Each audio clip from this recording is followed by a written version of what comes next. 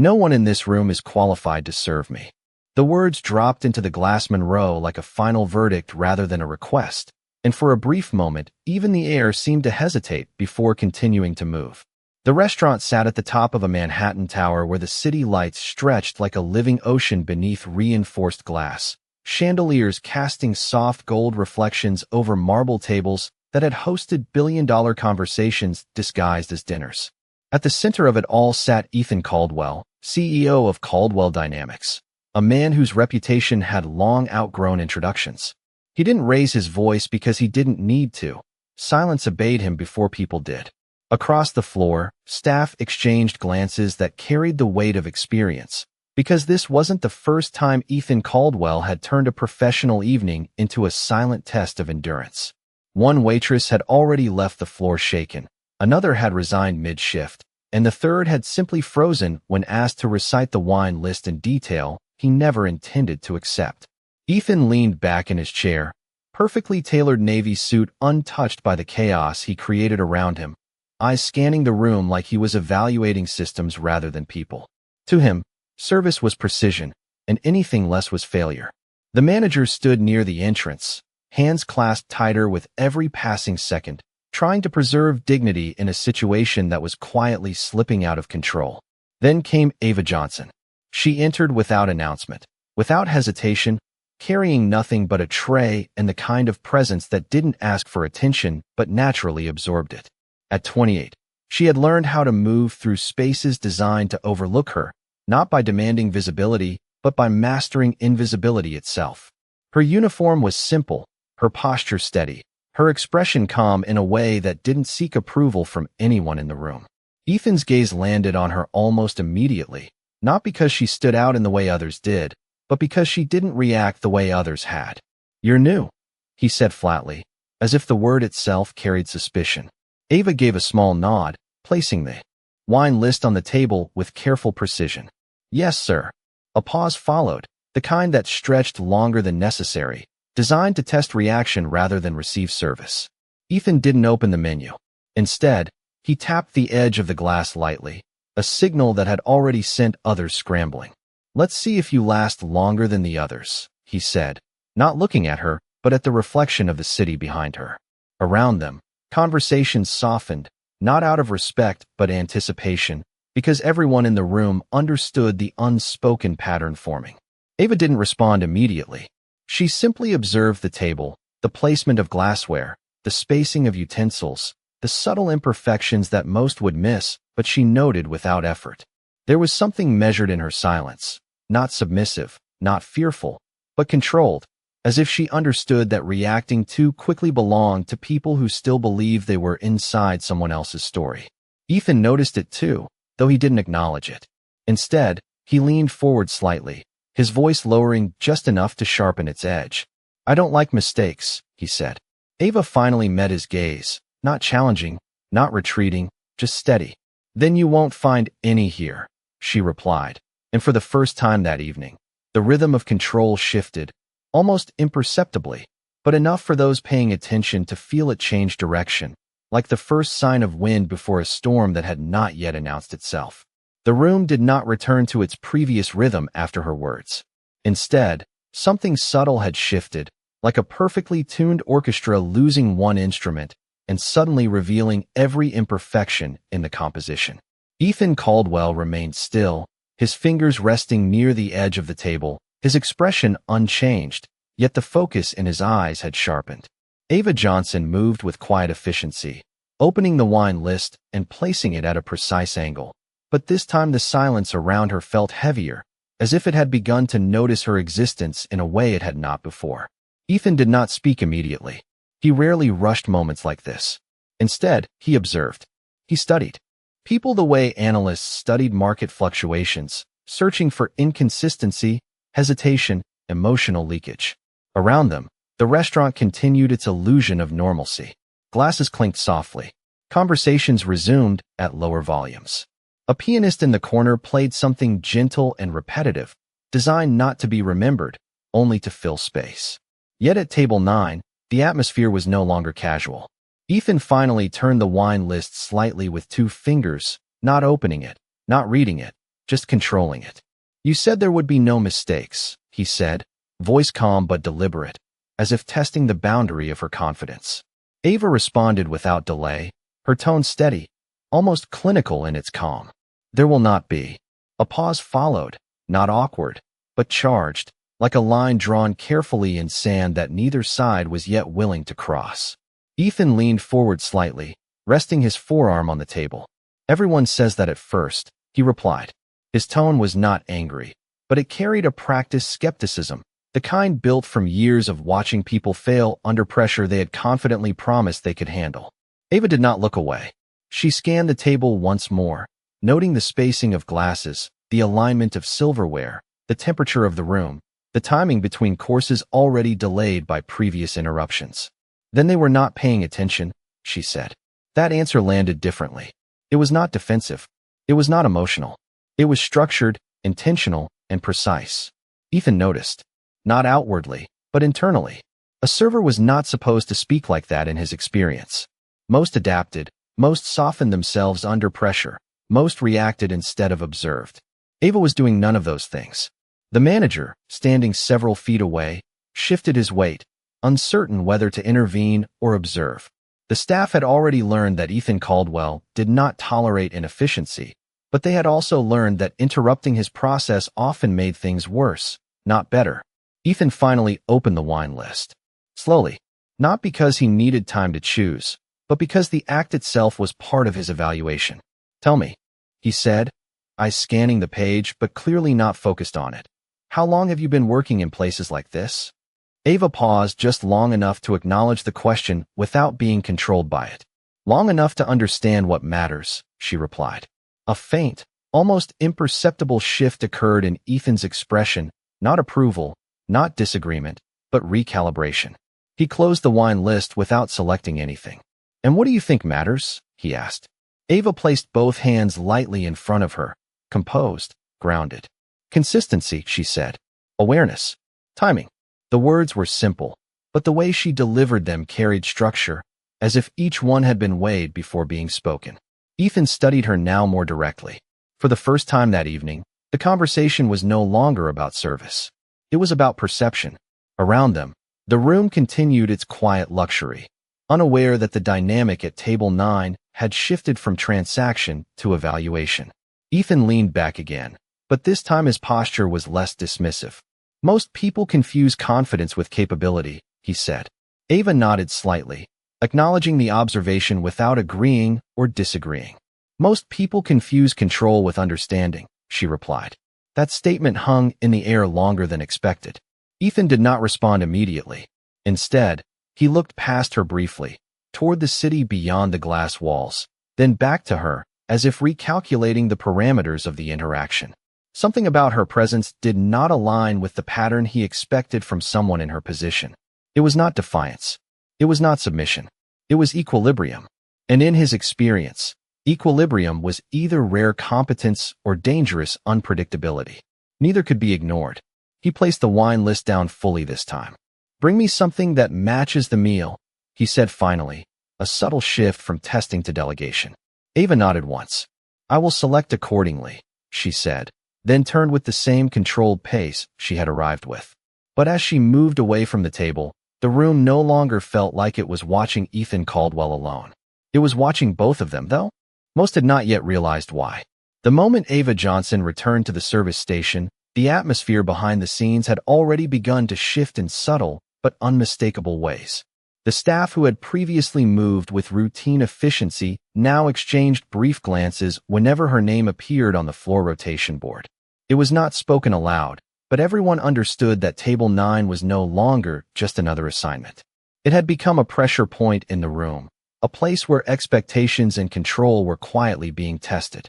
Ava adjusted her gloves with calm precision, her expression unchanged, but her awareness fully engaged. She could feel it in the way people paused half a second longer when she passed, in the way conversations softened, not out of respect, but curiosity. Ethan Caldwell's presence had a way of reorganizing the behavior of everyone around him, like gravity intensifying without warning. She picked up a bottle from the service tray, checked the label without looking at it twice, and moved back toward the floor. In the dining area, Ethan remained seated in the same position, but his attention was no longer on the city skyline. It was on timing. He noticed everything without appearing to. The delay between her leaving and returning. The way she confirmed the selection before even approaching the table. The absence of unnecessary motion. When Ava approached, she placed the bottle on the table with a controlled motion, ensuring alignment with the glass already positioned near his right hand. Ethan observed the placement without comment. "You did not ask for confirmation," he said, not as a complaint, but as a measurement. Ava responded evenly. "The selection matches the structure of the meal and the profile of your previous preferences." That statement caused a slight pause in Ethan's expression, not because it was incorrect, but because it was unexpected. He had not provided any explicit profile, at least not one that should have been visible to staff at her level. "You reviewed my preferences," he said. Ava nodded once. "Only what was available through standard service records." Ethan studied her again. The interaction was no longer about wine or service. It was about boundaries of information. Around them, the restaurant continued its polished rhythm, unaware that the exchange at table 9 was beginning to resemble something closer to analysis than hospitality. Ethan finally poured a small amount into his glass, swirling it once before setting it down untouched. "Most people in your position do not analyze data," he said. Ava responded without hesitation. "Most people are not required to anticipate outcomes before they occur." The phrasing was simple, but the implication was not. Ethan's gaze narrowed slightly, not in frustration, but in reassessment. He had built his entire professional identity on identifying patterns faster than others could react to them.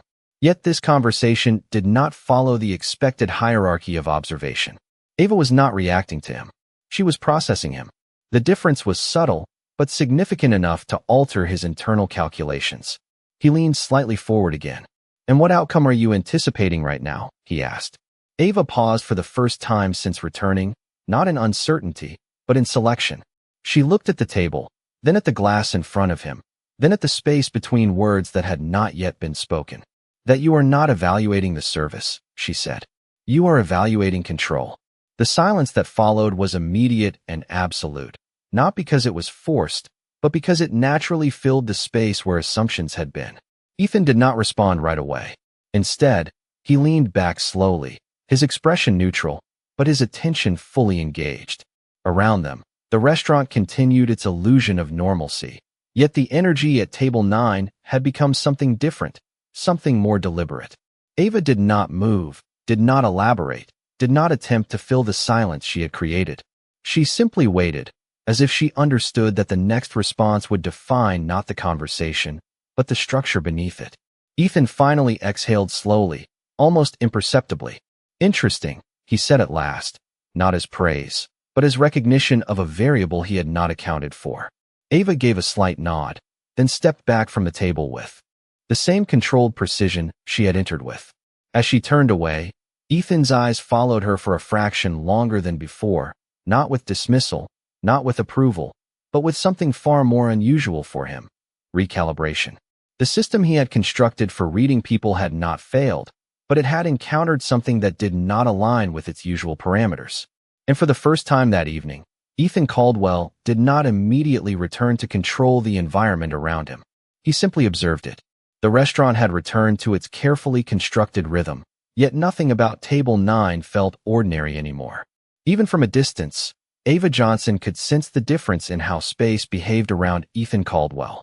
It was not louder, not more dramatic, but more contained, as if attention itself had become concentrated there. She moved between tables with practiced precision, refilling glasses, confirming orders, adjusting placements. But her awareness remained partially anchored on that single point in the room. Ethan had not spoken again since her last return, but silence in his presence was never absence. It was measurement. When Ava approached once more with a small tray for final confirmation before the next course, Ethan did not look up immediately.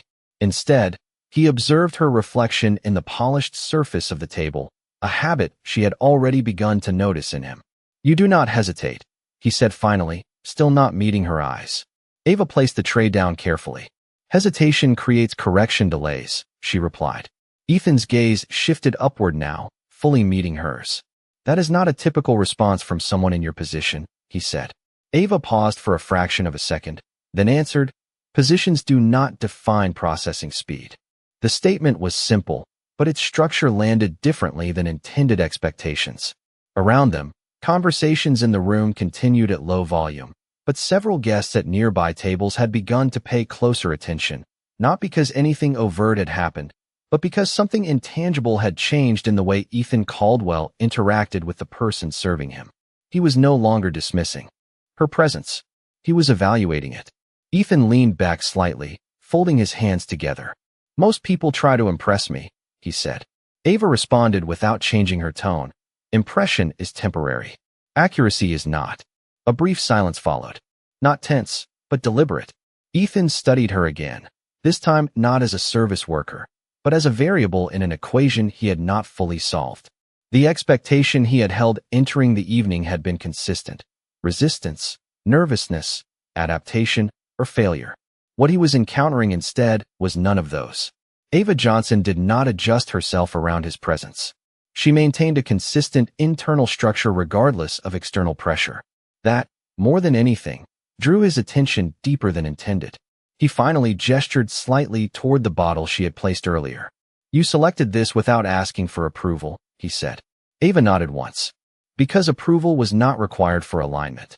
Ethan's expression did not change, but something in his posture shifted almost imperceptibly, as if a layer of certainty had been removed and replaced with consideration. Alignment with what? He asked. Ava looked briefly toward the table setting, then back at him. With pattern expectation, she said. Not preference. That distinction created another pause, longer this time. Ethan Caldwell was accustomed to environments where preferences dictated outcomes. Markets, negotiations, systems, all of them responded to leverage and influence. Yet what Ava was describing was not preference-based behavior. It was structure-based prediction. Around them, the restaurant seemed to fade slightly into background noise, as if the focus of the room had narrowed without anyone explicitly choosing it. Ethan finally took a small sip from his glass, then set it down again with measured control. You are not supposed to think in patterns at this level of detail, he said. Ava replied calmly. Thinking is not assigned by level. That answer, more than any previous exchange, settled into the space between them with weight. Ethan did not respond immediately.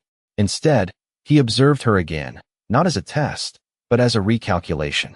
The assumptions he had entered with no longer held their original structure. Ava did not appear to be trying to challenge him, nor did she appear intimidated by him. She existed in a state that neither escalated nor retreated. It was consistency without dependence. And in Ethan Caldwell's world, consistency without dependence was rare enough to demand full attention. He slowly placed both hands on the table, leaning forward just slightly. Tell me something, he said. Ava remained still. Why are you not reacting like the others?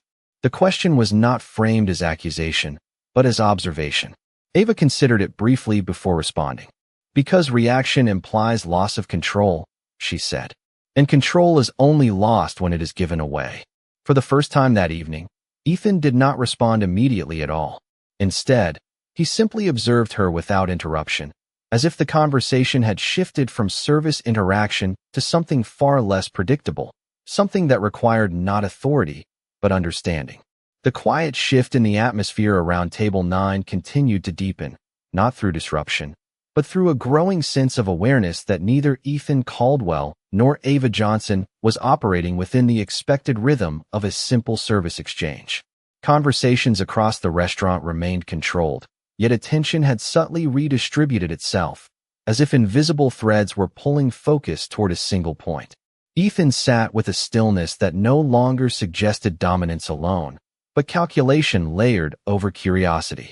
Ava stood at a measured distance, hands relaxed at her sides, maintaining the same composed posture she had carried since entering the floor. Neither of them filled the silence quickly anymore. Instead, they allowed it to exist, almost as if it had become part of their communication structure. Ethan finally broke it, not with command, but with inquiry. You keep saying control is only lost when it is given away, he said. Ava nodded once, acknowledging the continuation rather than the question itself. That is correct, she replied. Ethan observed her carefully. Then explain how you maintain it in a room where everything is designed to take it from you. Ava did not rush to respond. She looked briefly across the dining area, not at any individual table, but at the system as a whole. The spacing, the movement of staff, the flow of conversation, the timing of service cycles. When she spoke, her voice remained steady. Control is not maintained by resisting the environment, she said. It is maintained by understanding it before it moves. Ethan's gaze narrowed slightly, not in disapproval, but in processing. Around them, a new course had begun circulating through the room. Servers moving with synchronized precision, plates reflecting soft overhead light. Yet the focus at table 9 remained unchanged. Ethan leaned forward again, resting his forearms lightly on the table. "You are speaking as if observation replaces authority," he said. Ava responded without hesitation. Observation defines authority before it is recognized. That answer lingered longer than expected. Ethan did not immediately challenge it. Instead, he studied her more directly, as if attempting to map intent against behavior. In his experience, confidence without reinforcement usually collapsed under sustained pressure. Yet Ava Johnson was not exhibiting escalation or retreat. She was maintaining equilibrium regardless of external stimulus. That alone was enough to shift his internal framing. "Where did you learn to think like this?" he asked. The question was no longer procedural. It was personal in structure, even if not in tone. Ava paused briefly before answering. "From environments where being incorrect has consequences," she said. Ethan did not respond right away. The statement was simple, but its implication extended beyond the present setting. It suggested adaptation built over time, not confidence born from circumstance. He leaned back slightly, letting his hands separate from the table. "And yet you chose this environment," he said. Ava nodded once. "Because environments like this reveal structure faster." Ethan's expression shifted subtly at that, not into agreement, but recognition of logic he could not immediately dismiss. Around them, the restaurant continued its carefully managed flow, but something within Ethan Caldwell's perception of it had changed. He was no longer simply evaluating service efficiency or interpersonal compliance. He was now evaluating intent behind behavior. Ava turned slightly as another server approached the table to confirm a delayed course adjustment, but Ethan raised a hand gently, signaling pause without words. The server hesitated, then stepped back. The control of the table, usually dictated by Ethan's presence, had momentarily been shared without announcement. Ava noticed it, but did not react. Ethan noticed that she did not react. That absence of reaction became, in itself, a point of focus. He finally spoke again, voice lower but steady. "Most people in your position would interpret this interaction as pressure," he said. Ava responded evenly. "Most people interpret pressure based on expectation, not structure." Another silence followed, but this one carried a different weight. It was no longer evaluation from one side. It was observation from both. Ethan Caldwell looked at Ava Johnson for several seconds without speaking, not as an interruption, but as a reassessment of the framework he had used to understand people for years. And for the first time since entering the Glass Monroe that evening, he did not adjust the environment around him. He adjusted his understanding of it instead. The space between Ethan Caldwell and Ava Johnson had changed again, not in distance, but in structure, as if the invisible framework governing their interaction had quietly reorganized itself. The restaurant continued its seamless flow of service, yet table 9 remained the point where predictability no longer applied in the same way. Ethan sat with a composed stillness, his attention no longer shifting between distractions, but fully anchored in the presence of the person standing across from him. Ava Johnson remained steady, her posture unchanged, her awareness extended across the room without visible effort. When she spoke earlier, her words had not created resistance in Ethan Caldwell. They had created recalibration. Now, that recalibration was becoming more precise. Ethan finally spoke again, his voice calm, but carrying the weight of someone who was no longer evaluating a service interaction in isolation. "You do not behave like someone who is simply adapting to the environment," he said. Ava did not respond immediately. Instead, she allowed the silence to settle, as if confirming whether the question required clarification or observation. "Adaptation is reactive," she said finally. "What I am doing is anticipatory." Ethan's gaze remained steady. Around them, A server passed by with a tray of carefully plated dishes, but neither of them acknowledged the movement. The interaction at their table had begun to exist on a different layer of attention. Anticipatory based on what? Ethan asked. Experience or assumption? Ava tilted her head slightly, considering the structure of the question rather than its surface meaning. Pattern recognition, she replied. Ethan exhaled slowly, almost imperceptibly, then leaned back again. The answer aligned with something he understood well, but the source did not. Most people he encountered relied on experience filtered through bias or repetition. What Ava was describing suggested observation without distortion. He studied her again, more directly now, not as a server, not as a function of the environment, but as an independent system operating within it. You are aware, he said, that most people would interpret your responses as unusual in this context. Ava nodded once. Unusual is only a deviation from expectation, she said, not from capability. That distinction lingered in the air longer than the sentence itself. Ethan's expression remained controlled, but internally the structure of his evaluation was shifting. He had entered the evening expecting inefficiency, compliance, and correction. Instead, he was encountering consistency without dependence on authority. That alone disrupted the framework he typically used to categorize people. Around them, the restaurant's ambient noise continued at a steady level, but it felt increasingly distant from their exchange. Ethan reached for his glass, but did not drink from it. Instead, he placed it back down with deliberate care. You are not intimidated, he said. It was not phrased as a question. Ava responded without hesitation. Intimidation requires perceived imbalance, she said. I do not operate from imbalance. Ethan's eyes narrowed slightly, not in challenge, but in deeper assessment. That is a strong statement for someone in your position, he said. Ava's response remained unchanged in tone. Position is external, she said. Process is internal. For a brief moment, neither of them spoke. The silence was no longer a gap between statements. It had become part of the structure of communication itself. Ethan observed her carefully now, not looking for contradiction, but for consistency. What he found was neither submissive nor defiant. It was controlled neutrality maintained under scrutiny. That was rarer than either resistance or compliance. He leaned forward slightly again. Most people adjust their behavior when they realize who they are speaking to, he said. Ava met his gaze. Most people adjust based on hierarchy, she replied.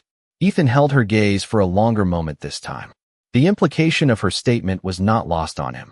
In his world, hierarchy was not just assumed, it was foundational. Yet Ava Johnson was operating without visible reference to it, not ignoring it, but not structuring her responses around it either. That distinction altered the nature of his attention. He was no longer testing her responses for compliance or failure. He was analyzing the framework from which they originated. Slowly, Ethan Caldwell leaned back again, but this time the movement carried less dominance and more reconsideration. The environment around them continued unchanged, but within the boundary of their table, something had shifted from transactional exchange to structural observation. And for the first time that evening, Ethan did not immediately seek to assert control over the direction of the interaction. He simply continued to observe it. The silence that followed their last exchange did not feel empty anymore. It felt structured, almost deliberate, as if both Ethan Caldwell and Ava Johnson had entered a stage where spoken words were no longer the primary form of communication, but rather the surface layer of something deeper unfolding beneath it. The restaurant continued its refined rhythm around them, yet Table 9 had become increasingly isolated from the rest of the environment, not physically, but perceptually. Ethan sat with a stillness that no longer carried the weight of authority alone, but the weight of sustained attention. Ava remained composed, her presence unchanged, yet now fully integrated into the focal point of his analysis. Ethan finally broke the silence again, but this time his voice carried a different cadence, less interrogative and more reflective. You do not respond like someone trying to prove themselves, he said. Ava did not hesitate. Proving requires an external audience, she replied. I am not operating for validation. Ethan observed her carefully. That answer did not align with most behavioral patterns he had encountered in environments like this. In his experience, even the most composed individuals still carried some form of acknowledgement dependency, whether conscious or not. Yet Ava Johnson exhibited none of it. He leaned slightly forward again, but without the earlier tension of evaluation. "Then what are you operating for?" he asked. Ava paused, not for uncertainty, but for precision. "Understanding," she said simply. The words settled between them with unexpected weight. Ethan did not respond immediately. Instead, he allowed the concept to remain unchallenged for a moment longer than usual. Understanding, in his world, was often a byproduct of control, analysis, and outcome prediction. But in Ava's delivery, it was not a tool. It was a state. Around them, a subtle shift occurred in service flow. Courses were being prepared for the next phase of the meal, yet neither Ethan nor Ava acknowledged the transition. Their interaction had become temporally independent from the dining structure surrounding them. Ethan finally spoke again, his tone quieter now. "You are aware that most people would not interpret your responses the way I am," he said. Ava nodded once. "Interpretation depends on the framework of the observer," she replied. Ethan's gaze held steady. That statement, while simple, introduced a variable he could not dismiss. It implied that perception itself was not fixed, but constructed. He had spent years refining his ability to interpret people quickly, efficiently, and with minimal deviation. Yet Ava Johnson was not fitting into any of the standard interpretive categories he relied on. Not resistance, not compliance, not ambition in the conventional sense. Something else. He exhaled slowly, then placed both hands on the table in a more neutral position. "You understand who I am," he said. It was not a question. Ava met his gaze evenly. "I understand what you represent," she replied. Ethan did not react immediately. The distinction mattered. Representation was not identity. It was perception filtered through external systems. That meant she was not responding to his status, but to the structure around it. That realization altered the direction of his internal assessment once again. He leaned back slightly, looking at her with a level of focus that was no longer transactional. "And what do I represent to you?" he asked. Ava remained still for a moment longer than before. When she answered, her voice remained consistent. "A system that assumes stability through hierarchy," she said. Ethan did not interrupt. "But systems are only stable until they are tested against variables they did not account for." The sentence lingered, not as confrontation, but as observation. Around them, the restaurant's ambient sound continued unchanged, yet the psychological center of gravity remained fixed at table 9. Ethan looked away briefly toward the city skyline beyond the glass walls, then returned his attention to Ava. Something in his perspective had shifted, not dramatically, but irreversibly in small increments. He had entered the evening expecting to evaluate efficiency in service. Instead, he found himself evaluating structure and thought. Ava Johnson was not behaving like an anomaly in his system. She was behaving like a parallel system operating independently of his assumptions.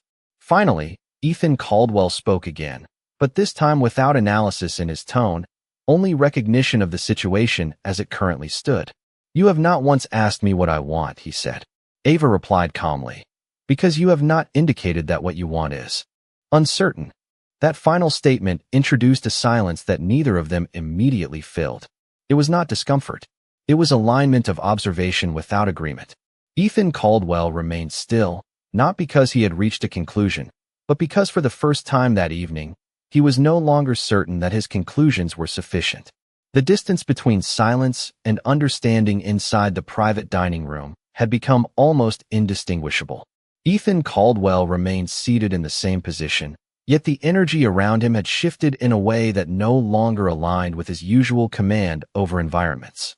It was not that he had lost control, but rather that control itself had become something he was no longer certain could be fully defined in this interaction. Across from him, Ava Johnson stood with the same composed stillness, her posture unchanged, her attention neither seeking approval nor anticipating instruction. The staff moved around the periphery of the room, continuing service transitions for the next course, yet table 9 remained functionally detached from the rhythm of the evening. Ethan finally broke the extended pause, but his voice no longer carried the same evaluative edge as before. "You speak as if structure exists independently of authority," he said. Ava did not respond immediately. Instead, she allowed the statement to settle, as if verifying its relevance before engaging. "Structure exists independently of interpretation," she replied. Ethan observed her carefully. That answer reinforced a pattern he had begun to recognize. She was not engaging in argument. She was defining parameters. Around them, a server briefly approached with a course confirmation, but hesitated as Ethan raised a subtle hand, signaling that the table was not yet ready to transition. The gesture was small, yet it was no longer automatic. It had become conscious. Ava noticed the hesitation in the server's movement, but did not comment. Ethan noticed that she noticed, and did not comment either. The exchange had begun to operate on layers that were no longer visible to the rest of the room. Ethan leaned slightly forward again. Most people who speak in structural terms are trying to justify something, he said. Ava met his gaze evenly. Justification implies defense, she replied. I am not defending anything. The simplicity of her response carried a weight that was disproportionate to its length.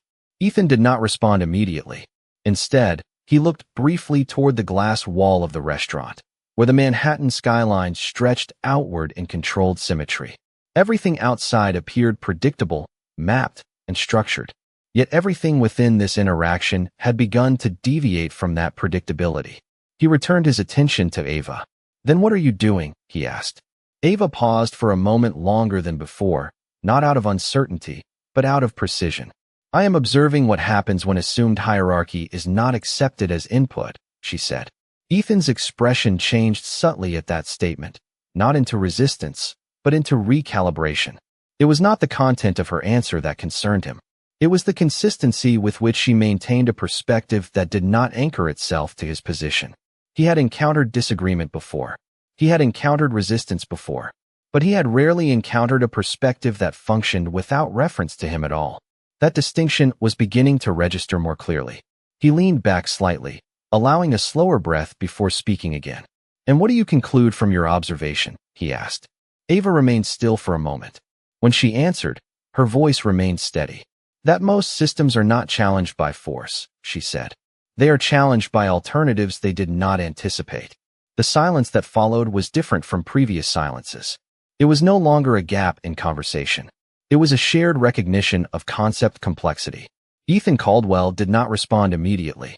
Instead, he studied her again, but this time without the framework of evaluation he had been using earlier in the evening. That framework no longer fully applied. Around them, the restaurant continued its refined progression, but the interaction at Table 9 had reached a point where external environment no longer influenced internal structure. Ethan finally spoke again, his tone quieter than before. You are not reacting to my position at all, he said. Ava replied without hesitation. Position is only relevant when it determines outcome, she said. Ethan held her gaze for a prolonged moment. That statement removed a foundational assumption he had not previously questioned. If position was not inherently determinative in her framework, then much of the structure he operated within was not absolute, but contextual. He did not challenge her immediately. Instead, he allowed the idea to exist without interruption. For the first time since the beginning of the evening, Ethan Caldwell was no longer evaluating Ava Johnson as a variable within his system. He was evaluating whether his system itself was complete. The silence that followed Ethan Caldwell's last thought did not feel like an ending. It felt like a transition point, as if the entire structure of the evening had reached a threshold where prior assumptions could no longer continue unchanged. Inside the Glassman row, the world outside the private dining space remained polished, structured, and uninterrupted, yet at Table 9, the interaction had reached a level of abstraction that no longer resembled a standard service encounter. Ethan remained seated, but his stillness was no longer rooted in authority. It was rooted in recalibration. Ava Johnson stood at a measured distance, her posture unchanged, her presence consistent, yet her role within the dynamic had shifted from participant to reference point. Ethan finally spoke again, but this time there was no evaluation embedded in his tone. You are not interacting within the framework I expected, he said. Ava responded without delay. Expectation is not a structural constant, she replied. Ethan did not immediately respond. Instead, he processed the implication. It was not resistance. It was not adaptation. It was the absence of reliance on his defined structure altogether. Around them, a server approached briefly with an update regarding the next course, but paused instinctively as Ethan raised a subtle hand, signaling continuation of the current pause. The server stepped back without question. The room did not react to this moment, but Ava noticed it. Ethan noticed that she noticed it. Neither acknowledged it verbally. The exchange between them had begun to operate on levels that no longer required explicit confirmation. Ethan leaned slightly forward again, his voice now lower, more measured. "If expectation is not constant," he said, "then what defines consistency in your framework?" Ava considered the question briefly, not because it required interpretation, but because precision mattered. "Consistency is defined by internal alignment," she said. Ethan observed her carefully. That answer did not depend on external validation, nor did it adjust itself in response to his presence. It existed independently of the conversational pressure. That realization created a shift in his internal assessment. He had entered the evening with the assumption that consistency in behavior would always correlate with hierarchy, environment, or influence. Ava Johnson was not validating that assumption. She was operating outside it entirely. Ethan exhaled slowly, then leaned back slightly in his chair. "You are describing a system that does not rely on external reinforcement," he said. Ava nodded once. "External reinforcement is optional," she replied. The simplicity of that statement carried disproportionate weight. Ethan did not respond immediately. Instead, he looked briefly toward the surrounding dining space. The restaurant remained unchanged in its structure, yet his perception of it had begun to fragment into separate layers of meaning. One layer remained transactional. Another had become analytical. And beneath both, there was now an unfamiliar layer of structural uncertainty. He returned his attention to Ava. "In your system," he said, "what happens when external structure attempts to override internal alignment?" Ava paused for a moment longer than before. When she spoke, her voice remained steady. "Then the system being applied is incomplete," she said. Ethan did not interrupt. The implication was no longer theoretical. It was direct. It suggested that the frameworks he had relied on for years were not universal, but conditional. Around them, the restaurant continued its refined operation, but the interaction at Table 9 had reached a point where neither service protocol nor social expectation fully applied anymore. Ethan remained silent for several seconds, longer than any previous pause in the conversation. When he finally spoke, his tone was no longer analytical. It was observational in a different sense. "You are not responding to me as an authority," he said. Ava met his gaze evenly. "Authority is only relevant when it is recognized as necessary," she replied. That final statement did not provoke immediate contradiction. Instead, it settled into the space between them with clarity that neither required reinforcement nor dismissal. Ethan Caldwell remained still, not because he had reached agreement, but because for the first time that evening, he was no longer certain that agreement or disagreement were the correct terms of evaluation. The system he had used to interpret people had not failed. It had simply encountered something it had not been designed to contain.